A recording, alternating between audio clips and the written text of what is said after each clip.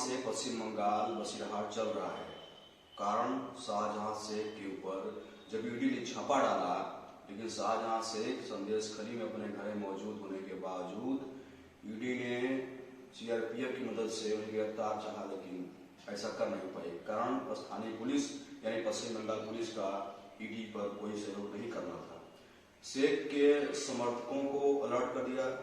जनता ही शेख के समर्थकों ने ईडी के अधिकारियों पर ही जानलेवा हमला कर दिया। अब जानते हैं कौन है शाहजहां शेख।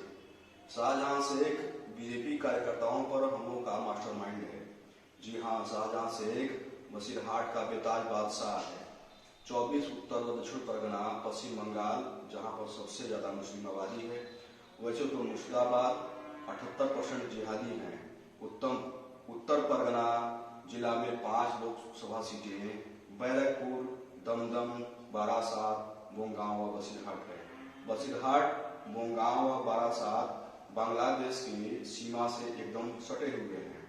सबसे ज्यादा गायों की, स्त्रियों की, गोल्ड व मादक पदार्थों की स्मगलिंग इन्हीं क्षेत्रों की सीमाओं से आसानी से होती रहती है। बनगांव या बोंगांव में स्मगलिंग स्थानीय लोगों के लिए रोजगार है, जो कि छोटी छोटी स्मगलिंग करते हैं। ड्रग्स और गोल्ड की 2011 में टीएमसी यानी तृणमूल कांग्रेस के शासन में आने के बाद स्मगलिंग सेटेलाइट हो गई। पूरा स्मगलिंग तृणमूल कांग्रेस के स्थानीय नेताओं के नियंत्रण से ही होता है। बसीरहाट संदेशखाली में जहां शेख, जो कि टीएमसी यानी तृणमूल कांग्रेस का स्थानीय नेता है, शेख के समर्थकों शेख को एक बड़े घेरे में रखे रहते हैं। शेख 2019 में बीजेपी के 3 कार्यकर्ताओं को काट कर हत्या कर दिया गया था। बाद में उस परिवार को केंद्र सरकार ने सुरक्षा दिया। शेख पर 40 केस दर्ज हैं। एफआईआर हत्या, स्त्रियों की स्मगलिंग, गायों की स्मगलिंग, गोल्ड की, ड्रग्स की तस्करी के लिए ये सभी केस इनके ऊपर एफआईआर किए गए हैं। मछलियां पकड़ने के बड़े पैमाने पर उत्पादन खेती होती है। शेख प्रति भेड़ी 20% कट मनी लेता है। भेड़ी उन तालाबों को कहते हैं जिनमें मछलियों का उत्पादन होता रहता है। हजारों एकड़ भूमि जो सरकार की है या ग्राम सभा की है, उस पर शेख का कब्जा है और उस भूमि भेड़ी में मछलियों का उत्पादन होता है, जिसको कि शेख ही अलाट करता है। उस भेड़ी से न्यूनतम 20% कट मनी भी लेता है। ईडी ने जो चार्जशीट दाखिल किया, उसमें शेख पर 20,000 करोड़ हवाला के जरिए बांग्लादेश को ट्रांसफर किए गए वह मल्टी करोड़ का राशन वितरण घोटाले में संलिप्त भी रहा। शाहजहां शेख ममता बनर्जी या जो पश्चिम बंगाल के मुख्यमंत्री हैं, उसने बसीरहाट उपखंड और उत्तर 24 परगना जिले के एक बड़े हिस्से को अपने निजी जागीर में बदल दिया। वाम मोर्चे के शासन के दौरान शाहजहां शेख उस पार्टी में था। टीएमसी सरकार आने के बाद वह ममता बनर्जी की टीम में आ गया। तब से शाहजहां शेख ने जिले के मछली फार्मों पर पूरी तरह से नियंत्रण कर लिया और अपनी शासना स्थापित कर लिया। शाहजहां शेख सिर्फ हिंदू महिलाओं को उठाकर पार्टी कार्यालय ले जाकर के सामूहिक बलात्कार करता रहा।